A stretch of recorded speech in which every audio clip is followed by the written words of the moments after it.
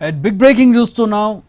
Private engineering కాలేజీలు సమ్మెను విరమించాయి, బంద్ను విరమించాయి. ప్రైవేట్ కాలేజీ యాజమాన్యాలతో డిప్యూటీ సీఎం భట్టి విక్రమార్క అలాగే మంత్రుల బృందం జరిపినటువంటి చర్చలు ఫలించాయి.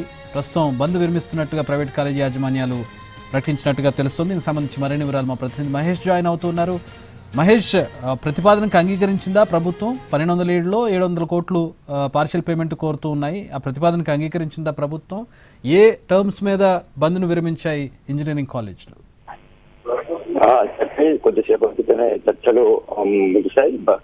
చర్చలకు సంబంధించి భట్టి విక్రమార్క మంత్రులు ఉత్తమ్ కుమార్ రెడ్డి, శ్రీధర్ బాబులు పాల్గొన్నారు. కళాశాల యాజమాన్యాలతో వాళ్ళు సుదీర్ఘంగా చర్చించినటువంటి నేపథ్యం ఏదైతే 1200 కోట్లు ఇవ్వాలని చెప్పేసి మొదటి నుంచి వెళ్ళి కళాశాల యాజమాన్యాలు డిమాండ్ చేస్తున్నాయి. దశ లోపు వీటిని చెల్లించాలని చెప్పేసి అవి డిమాండ్ చేస్తున్నటువంటి నేపథ్యంలో చర్చల్లో ఏదైతే కళాశాల యాజమాన్యం డిమాండ్ ప్రభుత్వం ఇచ్చేందుకు చేసినట్టుగా కళాశాల యాజమాన్యం చెప్పినటువంటి నేపథ్యం ప్రస్తుతానికి. ఆల్రైట్.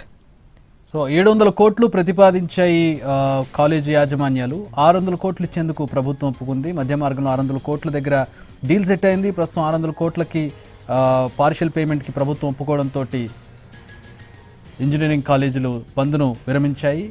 సో ప్రస్తుతం ఇంజనీరింగ్ కాలేజీలకి ఎంత, అటు పీజీ డిగ్రీ కాలేజీలకి ఎంత అనేది పూర్తి వివరాలు ఇంకా తెలియాల్సి ఉంది. ఫీజు రియంబర్స్మెంట్ బకాయిలకు సంబంధించి కాలేజీలు బంద్ పెట్టాయి ఇంజనీరింగ్ కాలేజీలు, పీజీ డిగ్రీ కాలేజీలు.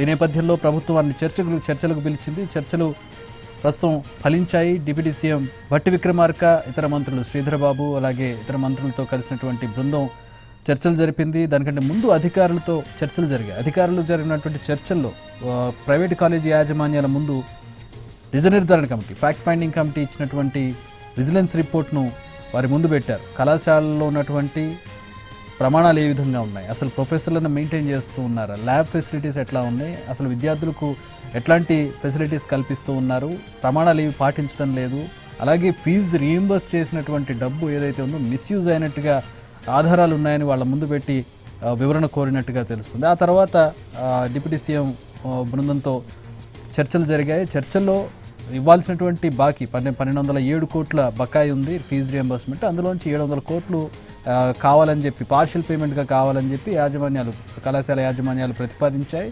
ప్రభుత్వం ఒక 100 కోట్లు తగ్గించి 600 కోట్లకు ఒప్పుకుంది ఒక పార్షియల్ పేమెంట్గా. దీనికి ప్రభుత్వం నుంచి వచ్చినటువంటి ఈ ప్రతిపాదనకు కాలేజీ యాజమాన్యాలు ఓకే చెప్పాయి.